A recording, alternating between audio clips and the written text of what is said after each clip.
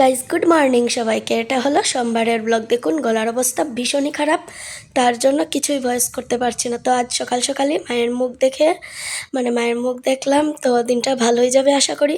তো মা আজ আমাদের বাড়িতে এসেছে, এদিকে একটা দরকারে এসেছিলো তার জন্য। তো মাকে চা দিলাম, টিফিন দিলাম, মুড়ি বিস্কিট। মা নর্মালি বেশি কিছু খায় না।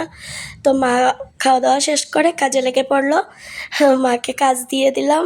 তো মা বলছিল কি করব বল, তাই আমি বললাম তাহলে এঁচড়টা কেটে দাও। আর গতকাল রাতে তো প্লাস্টিকের ডাব্বাতে দই বসিয়েছিলাম, সেটা বসেনি, এখন খুলে দেখছি। তো এখন এটা কড়াইতে, মাটির হাঁড়িতে ট্রান্সফার করে কড়াইতে বসিয়েছি, ঢাকনা দিয়ে রেখেছিলাম। দেখুন এখন আমার দইটা রেডি। কেমন লাগে বলুন তো কোনো কাজ যদি সফল না হয়? তো এবার হয়ে গেছে, এটা এবার ফ্রিজে ঢুকিয়ে রেখে দেব। আর এদিকে দেখুন মা সব সবজি আনাজপত্র কেটে দিয়েছে। শুটকি মাছ দিয়ে তরকারি করব, তার জন্য এই তরকারিটা আমার ভীষণই ভালো লাগে। জানি না কার কেমন লাগে, আপনারা কে কে এই তরকারিটা খান প্লিজ কমেন্ট করে জানাবেন। এখানে নুন হলুদ আর কাঁচা লঙ্কা বাটা দিয়েছি, বেশি কিছু মশলাপাতি এটাতে লাগে না। তো এটাতে যা যা সবজি ছিল, মিষ্টি কুমড়ের ডুগো, কাঁঠালের বিচি, ঝিঙে, আর এটা হলো পাটপাতার গিট্টু। তো এটা খেতে আমার ভীষণই ভালো লাগে, আগেও বললাম। তো এটা এবার ঝুল দিয়ে দিলাম। এই খাবারটা আমার মায়ের থেকে শেখা, মা ভীষণ ভালোবাসে, মাও আগে বানাতো। তো আমিও, এটা ছিল ফাইনাল লুক, আমিও খেতে ভালোবাসি। তো তারপর এখানে দুপুরবেলা মা পেঁপে কেটে নিচ্ছে, ও পেঁপে খাবে তার জন্য। আমার রান্না বান্নাও শেষ আজ, শুধু এটাই, এই তো একটা তরকারি করলাম, আর গতকাল রাতের চিকেন ছিল, এটা এগুলো দিয়েই আজ দুপুরের খাবার দাবারগুলো সেরে নেব সবাই।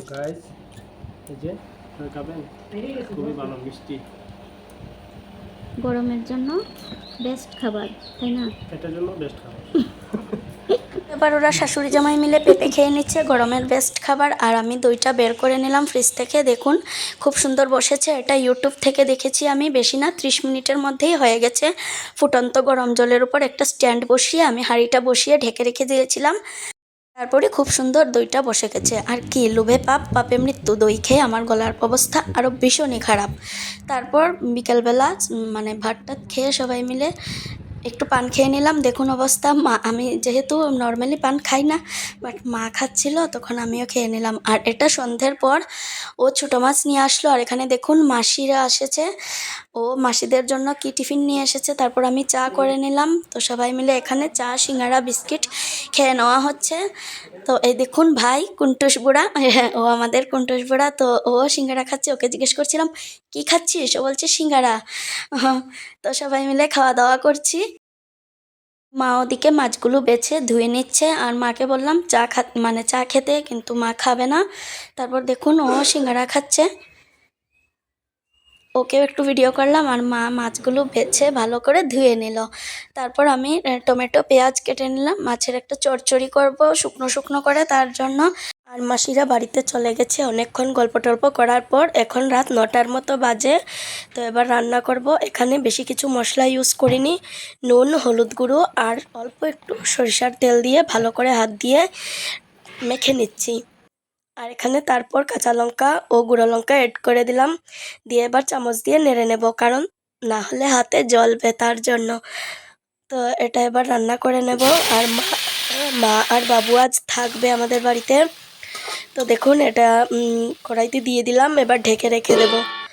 তো এবার হয়ে গেছে, অল্প একটু জল দেব, পুরো একটু মাখো মাখো টাইপ থাকবে, তার জন্য। তারপর এদিকে ভাতটাও রাইস কুকারে বসিয়ে দিলাম। আর এখানে মাছের চচ্চড়িটা রেডি, এবার নামিয়ে নেব।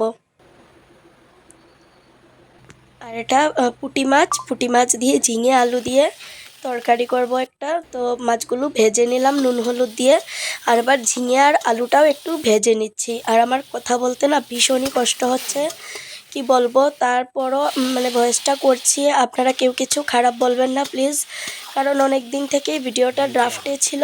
তো গত দুদিন তো আমি একদমই কথা বলতে পারিনি, আজ একটু পারছি, তার জন্য ভাবলাম আজই ভিডিওটা এডিট করি। তো দেখুন কথা বলতে বলতে আমার তরকারিটাও হয়ে গেছে, এবার নামিয়ে নেব। মাছগুলো ছেড়ে দিলাম, এটাতেও বেশি কিছু মশলা ইউজ করিনি, গরমের জন্য একদম হালকা পাতলা ঝুল করে করেছি।